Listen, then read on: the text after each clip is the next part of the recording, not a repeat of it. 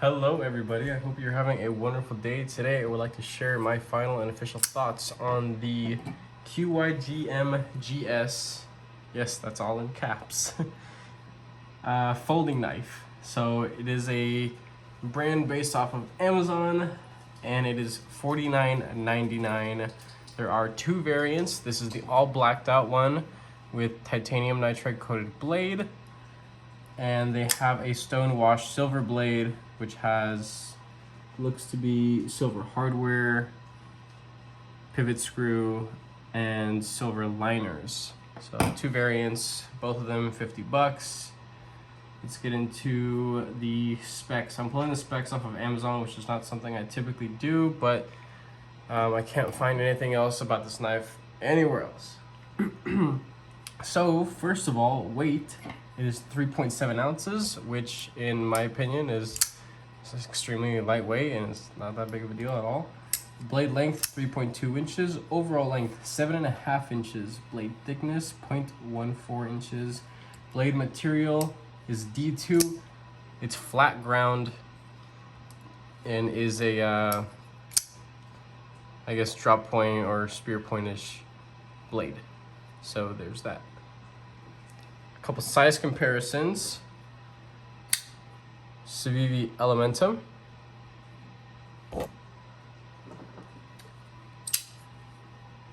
The Demco 8020.5.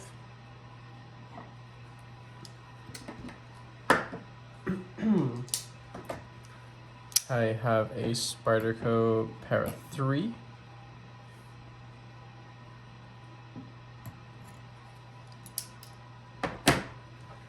And last but not least, I have two bug outs. Benchmade Osborne 940. So there you guys go. It's pretty close to the size of the bug out. And in thickness comparison,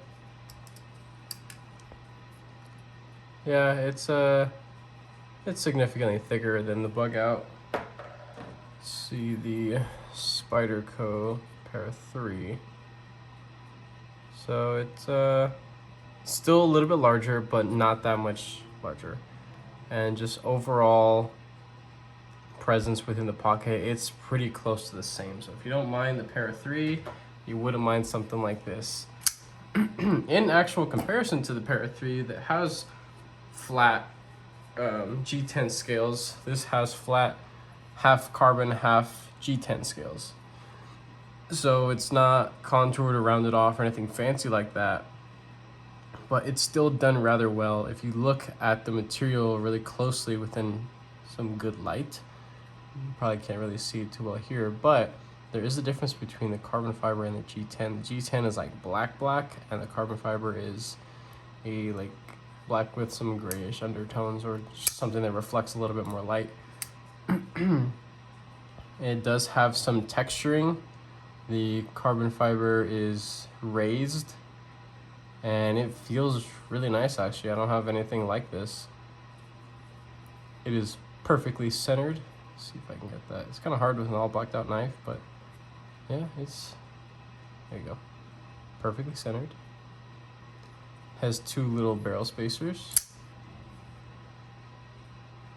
Steel liners on the inside with a little bit of weight relief. There could have been a lot more weight relief, honestly.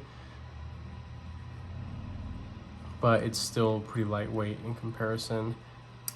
Steel detent ball, steel ball bearings, couple deployment methods. We got a flipper, we got thumb hole, and the reverse flick. So disengagement there with the liner lock. There is plenty of room actually to get your finger in there. So it's very light. There's no play up or down, side to side, or what is that, the pivot lash, detent lash, whatever. Oh, detent lash would be here. It's solid, there's nothing there. No play, no movement, makes me happy. Couple little things that there's just two nitpicks with this knife. And The fitment is perfect. It's the finish is what I had too little issues with, but they're real quick fixes. So, right up in here, at the very top of the liner lock, that's a little sharp right there. But a couple passes with a file, done, it's gone. The show side scale, it is perfectly smooth and all the edges are knocked down. But I did notice that back here on the back of the clip side, well, the right carry clip side, it feels like there's a little bit of a burr, kind of like when you're sharpening a knife, you feel that like burr of material. Couple little swipes of sandpaper, gone, done, over with. And in my opinion, this is essentially a perfect $50 knife. This thing is just, you know, batting 100. It really is. Doesn't feel too thick going through material. It is pretty comfortable in the hands. You can definitely feel that it is blocky. Yes, it is as blocky as it looks. It's as blocky as it feels, but really not that bad. Jimping, it could have been double the length of jimping and would have actually served the purpose.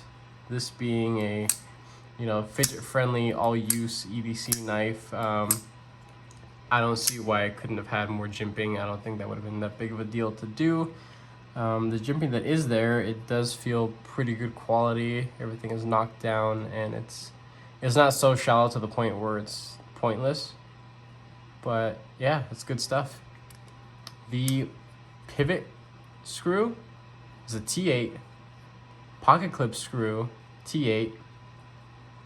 The body screws, there are 4 of them, 1, 2, 3, 4. Those are T6s, so it's not, you know, like crazy by any means. Plenty of other knives, you know, utilize 2 different formats of screws. No big deal. The pocket clip, I don't run into any issues with that screw, even though it's sticking out quite a bit. It does sit in my pant pocket rather well, whether I have my Dickie work jeans, not work jeans, but regular like Dickie material or jeans. So this is really the only 2 types of pants I use, and if it fits in those 2, I'm sure it'll fit in most other kinds of pant material. So there's that. This thing is extremely smooth, and even right out of the box it was pretty smooth. And it's definitely broken in over time, that's for sure. The sharpening trial right there, you do get a little bit of life, but nothing too crazy. I have sharpened it once already, and out of the box it was good, but just touching it up a little bit, I got it to even better. And I'm really enjoying this thing. I do highly recommend it. I will be putting the link in the description. If you're curious about this little channel right there, I thought you can get at it, but you can't. It's really just the hole and the flipper tab. Those are your deployment options, which is better than just having one. So, you know, that's cool.